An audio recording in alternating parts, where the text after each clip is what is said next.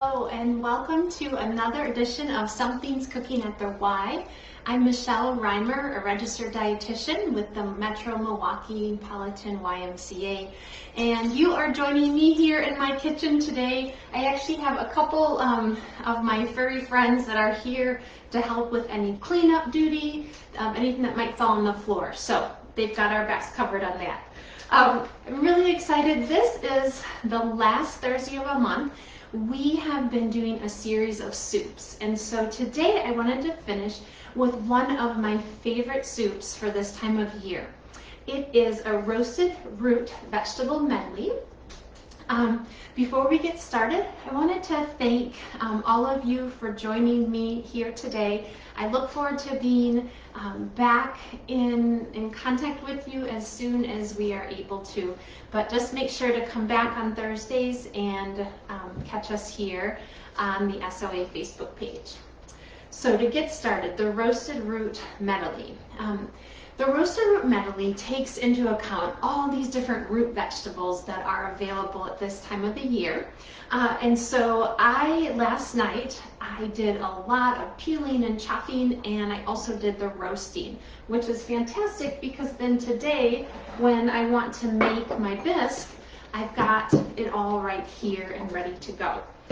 So I use 4 carrots. I use 2 parsnips. So the parsnips, very much looking like a carrot shape, great source of vitamin C, despite it not being a really bright orange color. It is a great source of vitamin C and also iron. I also use some turnips, which is also a great source of vitamin C and other antioxidants. I've got a sweet potato in here, which is an excellent source of vitamin A. All of these vitamins are antioxidants that are going to help reduce inflammation within our body and to promote our immune function. I also used a fennel bulb. So we've used fennel a couple times lately. It has kind of that licorice taste. I cut off the green stalks and we use just kind of that bulb portion of it.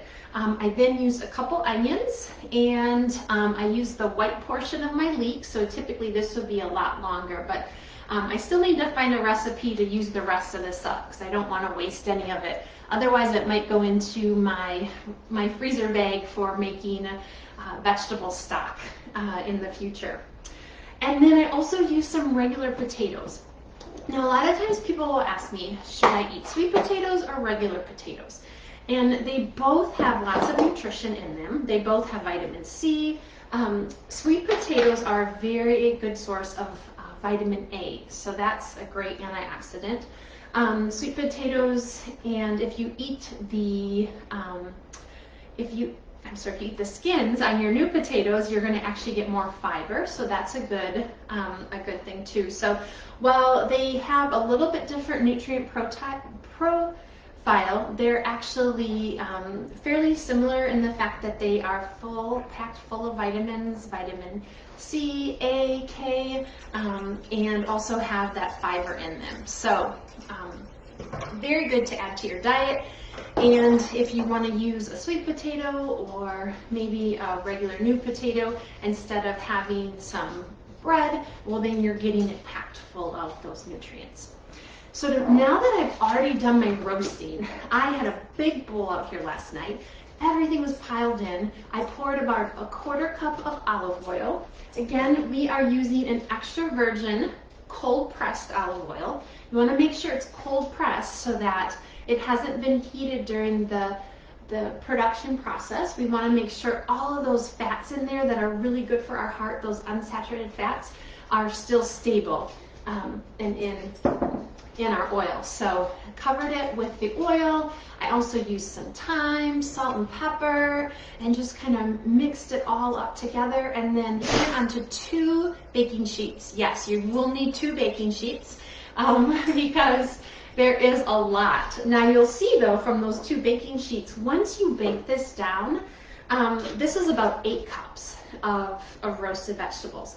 What we'll do for the rest of the week is I may use half of this to make a bisque, and then maybe tomorrow we'll actually serve it as a side along with maybe some grilled chicken or something like that. So it's nice to have this in your refrigerator just so you can pull it out for a quick meal to make sure that you're getting lots of vitamins. I also wanted to note I did put some garlic in here. So we know garlic is great antibacterial, antiviral.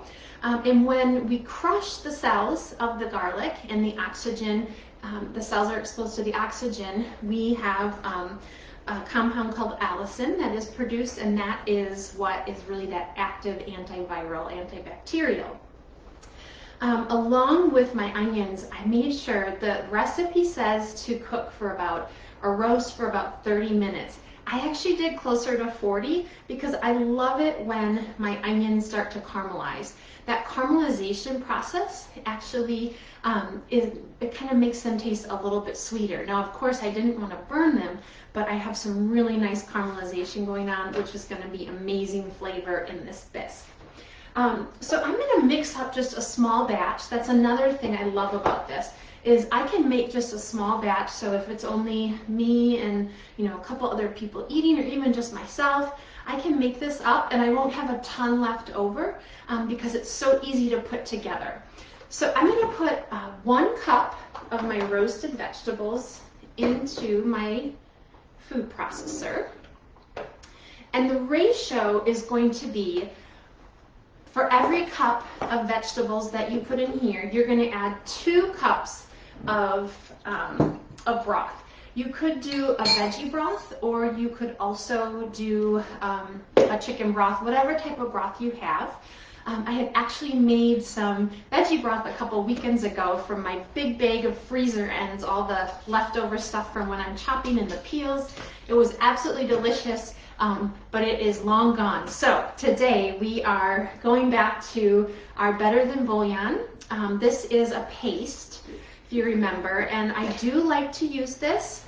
It does need to be in the refrigerator. However, I like this because then I can adjust how salty my broth is. So I may only want to put in half the amount this calls for. This usually is 1 teaspoon for 1 cup of water. And so if I need to reduce the sodium in my diet, I can maybe do a half a teaspoon per 1 cup of water and just see if my taste buds like that.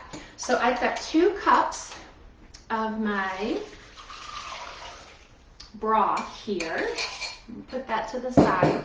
Now we're going to blend this. We want to do on the puree mode. And then obviously it's not hot, so we are going to transfer this into a pan and heat it. And then we'll add a little bit of half and half to give it some of that creamy texture. Now it's already going to be creamy because specifically like the potatoes, those new potatoes are really creamy when they're cooked. And so it is going to turn out to be really creamy. It may not even need any half and half in it. If you like, you could even put in some unsweetened almond milk, or even dairy. A dairy milk would be fine as well. So let me go ahead, and it's going to be noisy for just a second here.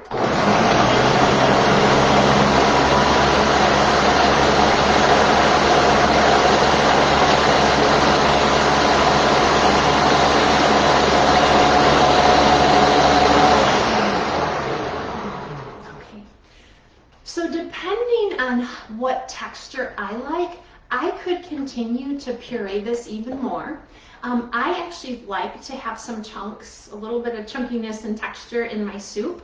So I might just hit this about 5 more seconds.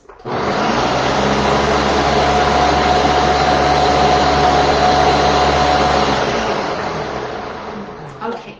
So let's go ahead and turn on our back burner here. We're going to put it on a low to medium so that it can warm up. And while we are working on our, I'm going to get a chunky soup here. I think I better puree that just a little bit more. Forgive me. And that's what happens when you cook. You never know. You think you're going to follow the directions, but then you just have to make it the way that you like it.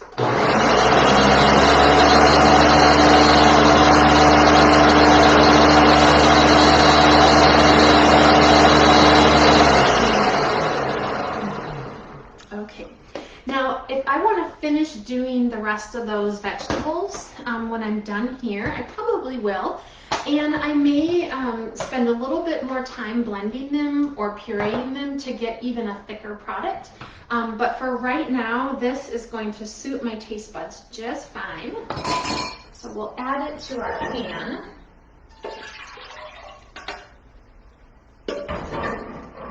And let's let that heat up then while we work on our next dish. We are going to be making, this is one of my favorites. It is actually a grape, avocado, and arugula salad. So of course with the arugula, we're going to start with a nice base of arugula.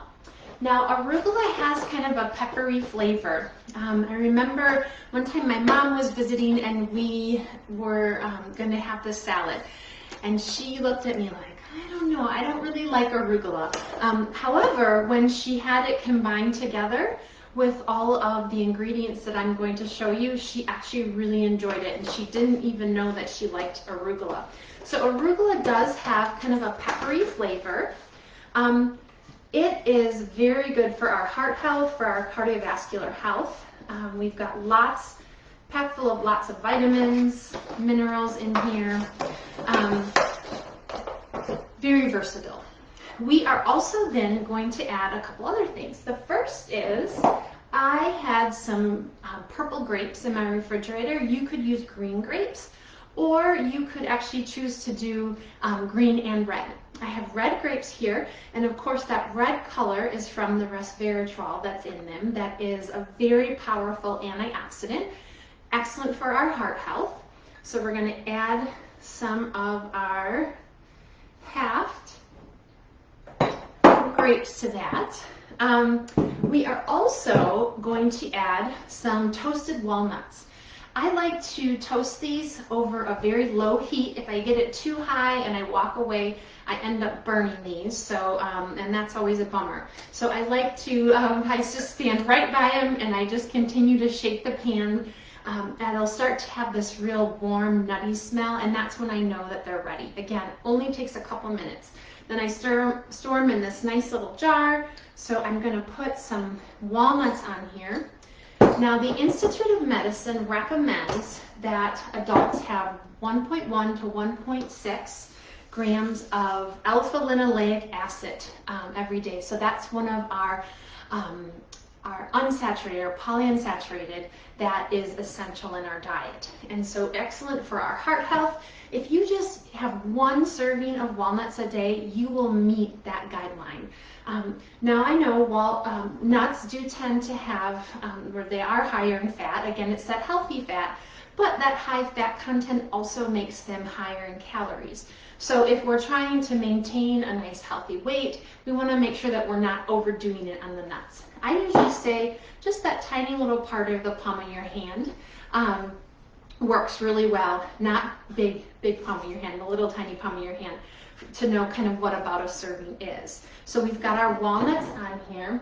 The recipe I'll be posting actually calls for goat cheese. I'm not a fan of goat cheese. You know I love feta, so we are going to add some feta to this instead. And of course, I bought the Wisconsin-made feta. I love trying to support local companies, and we have so many incredible companies in the Milwaukee area. I think about even there downtown, there is a small creamery called Clock Shadow Creamery. I think it's one of the only cheese factories in a downtown area, so in a city. So it's really cool. If you ever have a chance to visit there, they have amazing cheese curds. I wish we could just put cheese curds on this salad, but we'll stick with the feta because it actually is a really nice complement to the grapes and then the arugula. Finally, another thing I want to put on there are some red onions. So red onions, again, have that beautiful magenta color, telling us that there's polyphenols, which are those amazing antioxidants for our immune function. Now, raw red onions tend to be a little bit, I guess, kind of bitter to me, or they leave an aftertaste in my mouth.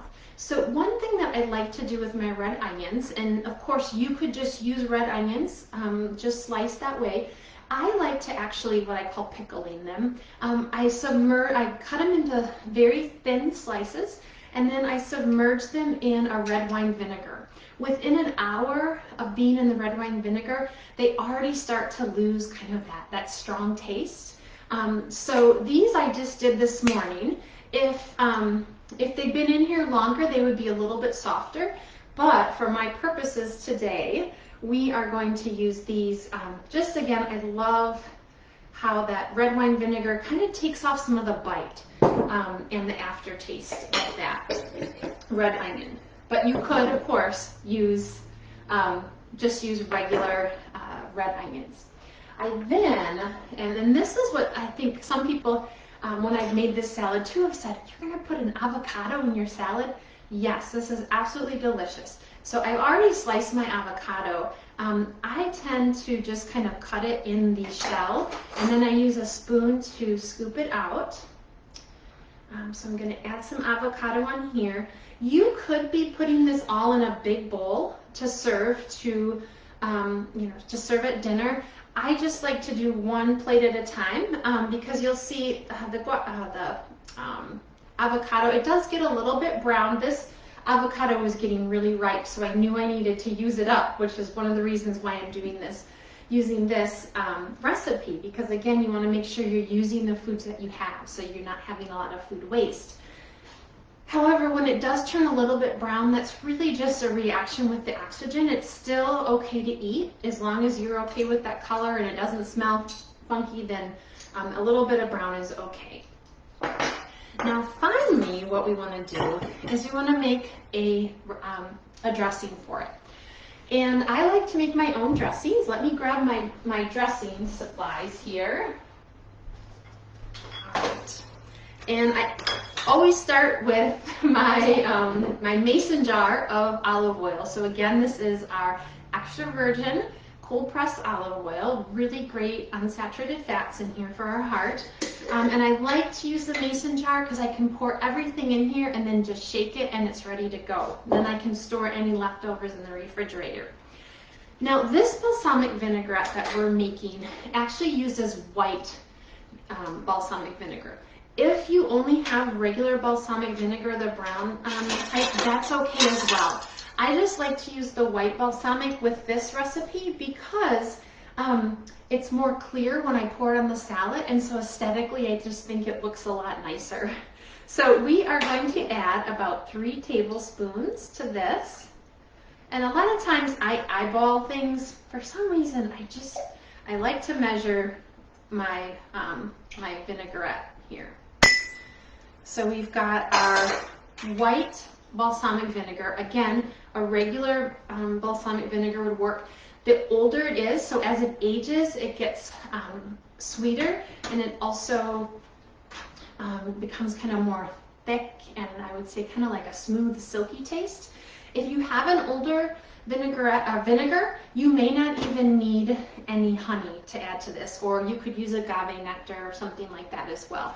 But this is a fairly new white balsamic vinegar, so it is pretty tart, so I want to add just a little bit of honey to it in order to give it a little bit of sweetness. So hopefully that's about right. Then we are going to add about a 1/4 teaspoon of salt, so some sea salt. And then, of course, we can't forget our cracked pepper. Because that fresh cracked pepper can really make our dressing taste amazing. So I could just take a fork and stir this up, or because I've got it in my mason jar, I'm just going to go ahead and shake it up a little bit. Now, if I didn't want this to separate out, I could actually put a squirt of mustard in here. I'm going to be using it up pretty quickly, but if it was something that I knew was going to sit for a while, a squirt of mustard would be nice because mustard acts as an emulsifier, so it will help to keep the oil and the vinegar all in one dispersion instead of it separating out. So let's move this. And it looks like our soup might just need a little stir here.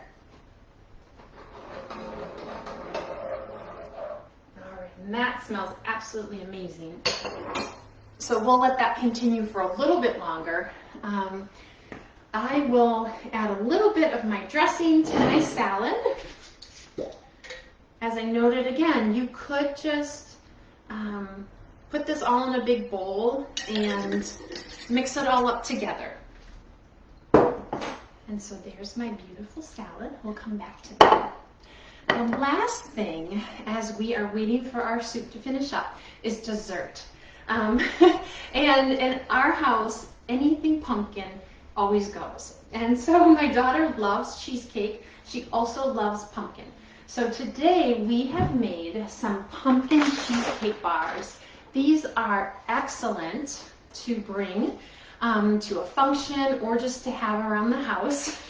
A couple things that are a little bit different about these is instead of a graham cracker crust, I use ginger snaps. You could use graham crackers as well. However, I like that kind of that bite and sweetness of the ginger snaps, so that works really well. Just used about a pound of ginger snaps, crushed them very small in my food processor, and then mixed them with butter. I pressed them into a pan and then I cooked for about 20 minutes just to harden up that crust a little bit. In the meantime, another thing to remember when you are making something like a cheesecake or a bar like this is to make sure that your ingredients are at room temperature. So in the morning time, I took out my eggs and I also took out my cream cheese and I left it sit on the counter. Now, of course, we normally would say to people, don't leave things sit out on the counter for more than 4 hours. Well, in a couple hours, if you're trying to bring it up to room temperature, that's okay. Another thing you could do is if it wasn't at room temperature, maybe just take some warm water and set your eggs in the warm water, and that'll help warm those eggs up. You don't want to do hot water because it might start to cook the egg somewhat. So I brought them all up to temperature, and of course then I need to cream that cream cheese with lots of sugar. And the more we cream it, the more we are incorporating air, which makes it very light and fluffy. I've got some nutmeg, some cinnamon, some cloves, all of those spices, specifically, and the ginger. The ginger, the cloves, and nutmeg have really been used throughout history for medicinal purposes. So not only do they taste amazing, but they're great sources of antioxidants. I know ginger actually is used many times to soothe kind of nausea or an upset stomach. So lots of different purposes for these. I added those ingredients or spices into my pumpkin and stirred it up, and then folded my pumpkin mixture into my cream cheese mixture, and I poured it out over my ginger snap crust, and then it was time to bake. Now the recipe, and many recipes for baking cheesecake, will call for you to bake it in what is called a water bath. And a good example of this would be using a really big roasting pan, so probably a big turkey roasting pan that you would be able to set the bar pan into. Now, I don't have a big roasting pan. I know, my mom would be so ashamed. So I did not cook these in a water bath. But the water bath actually, what it does is the water will never get above 212 degrees. And so what that does is it allows the cheesecake bar to cook slowly so that you don't end up with that curdling that could happen when you heat eggs really quickly. One thing that did surprise me about these bars was that you take them out when the center of them is still kind of jiggly. So I kept sticking in my toothpick every 5 minutes and it kept coming out quite wet. And finally I went back to the directions and I read that it does need to have some jiggle in the center in order to know it has to still have some jiggle left in it. So make sure you pull it out of the oven. If I had overcooked it, I would have seen a lot of cracking as it cooled, also the browning on top of the bar, and then the eggs might have kind of made like a curdling texture. So again, we have a really nice fluffy flavor here. I put a little dollop of whipped cream on it because I love whipped cream. All right, let's jump back to our soup real quick. I am just going to add a little bit of half and half to give it just a little bit of cream. There we go.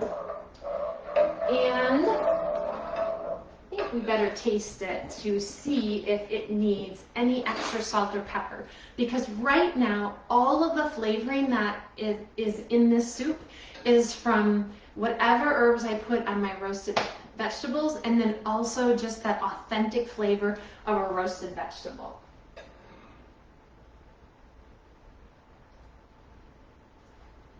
Absolutely perfect. It doesn't even need any more salt. It has a very sweet, nutty flavor to it. You are going to absolutely love it. And especially because how easy it is, I think this is something that you can definitely make over and over again.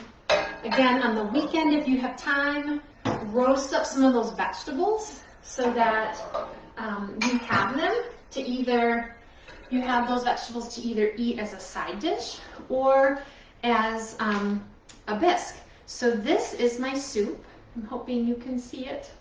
Maybe I'll hold it down a little bit. If I want this to be even creamier, I can just continue to puree it. And that'll help to continue just to break down all of the starch that's in those root vegetables. But yummy, absolutely yummy. So let's review. We had our roasted vegetable bisque today. We added just a little bit of half and half in it. I didn't need to add any salt or pepper. It was all flavored from when I roasted those vegetables the night before. You could also roast them right away and then pull them, let them cool a little bit, and then handle them. But again, working with hot food can lead to burns. So if I can cool something and come back to it again later, if I can get a step done the night before so that I don't have as much to do that other day, I love to kind of pair things out and make sure that I'm making my life as easy as possible. We then made an arugula, so this peppery dark green, leafy green salad. We added some grapes for those resveratrol and antioxidants. We have some feta cheese. We also added some of our red onions that I had submerged in red wine vinegar.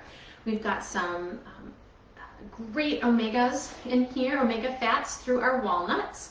And then we also created a balsamic vinaigrette, and we just used white balsamic vinegar instead of the regular vinegar, just so that when we poured it over this, it didn't look brown. It just gives it a little bit nicer flavor.